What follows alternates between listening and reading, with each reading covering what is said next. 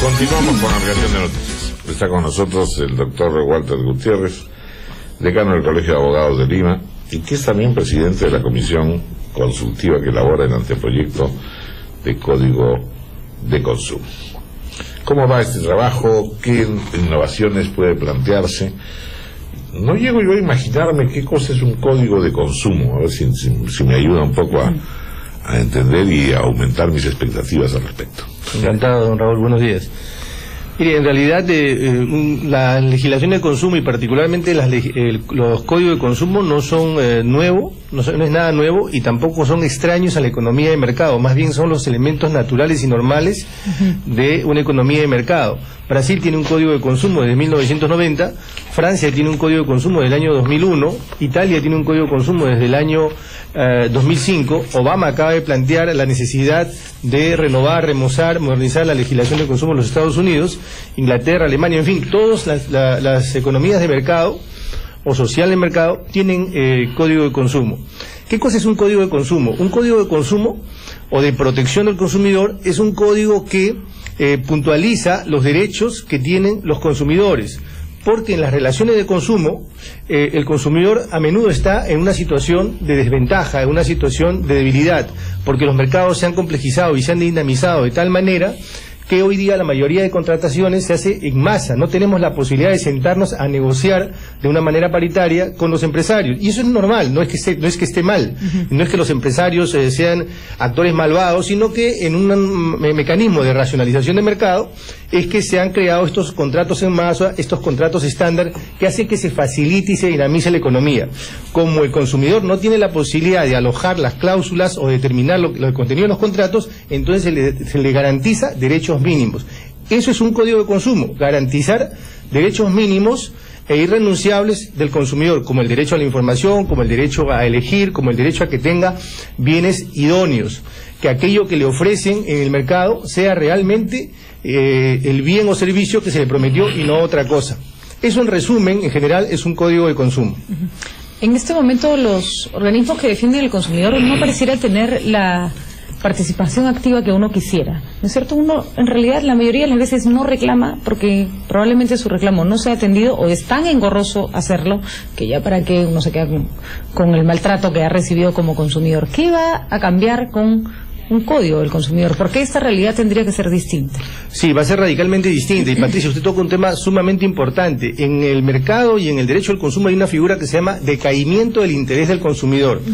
Como las operaciones de consumo se cuentan por millones y a menudo son de poca monta, el consumidor hace un análisis de costo-beneficio y dice, a ver, ¿por qué voy a reclamar por ese sol que me cobraron de más? ¿Por qué voy a reclamar por esto que no estuvo, bien que no estuvo lo suficientemente de acuerdo a las expectativas que yo tenía? Voy a hacer una denuncia, voy a estar 1 año y medio, 2 años en Indecopi, 4 años en el Poder Judicial. No reclamo. Esto no tiene ningún sentido que yo me ponga a reclamar. Eso se conoce como el decaimiento del interés del consumidor. ¿Cómo se soluciona ese problema en otros países? A través de acciones colectivas. Puede reclamar el consumidor, puede reclamar una asociación de consumidores o incluso un tercero, y detrás de ese reclamo vienen miles de personas. Usted, yo, don Raúl, todos podríamos reclamar, y la solución de ese problema nos beneficia absolutamente a todos. Esa figura en el Perú en este momento no existe. Y esos cobros de más, esos abusos que existen podrían eliminarse. Eso se denomina acción colectiva o basta que reclame uno y cualquiera que ha sido afectado por lo mismo simplemente es nos sumamos y vamos a ser reparados en el daño o en la afectación que nos han hecho. Pero ¿cuáles son los casos más clamorosos? Porque ya me pierdo, ¿no? Digamos, a uno cuando habla de consumo, pues a veces habla de, que digo, me han vendido el kilo de papas con 50 centavos más. No, estamos hablando de consumos grandes, de cosas grandes, ¿no? No, estamos hablando de todo. De todo consumo. Estamos hablando de todo. ¿Quién va a reclamar, pues, por medio kilo, por 50 centavos más por la papa, ¿no? Pero precisamente. Y tampoco va a imaginar que haya una legión, pues, de paperos detrás. Significaría una capacidad de organización y de tiempo disponible que generalmente no se tiene, ¿no? Mire, le pongo un caso. Hay muchas personas que tenemos cuentas de ahorros, cuentas corrientes, tarjeta de crédito. nos hacen un sobrecargo, un cargo que no tiene una contraprestación, y uno dice, bueno, por ese sol que me están cobrando, voy a reclamar. Son 10.000, 20.000 o 50.000 personas. Bueno, pues basta que reclame uno, y detrás de esa demanda se sume el resto, para que todos sean resarcidos respecto de esa afectación.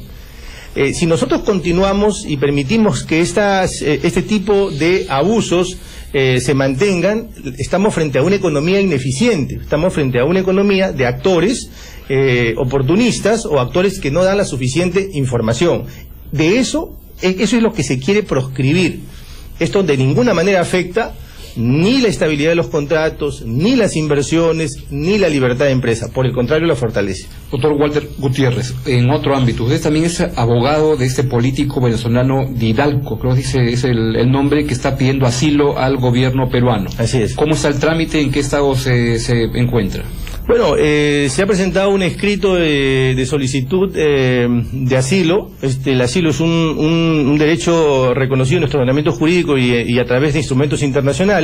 Es un procedimiento que no tiene, es un trámite que no tiene un procedimiento establecido en el TUPA de la Cancillería, de manera que no hay plazos.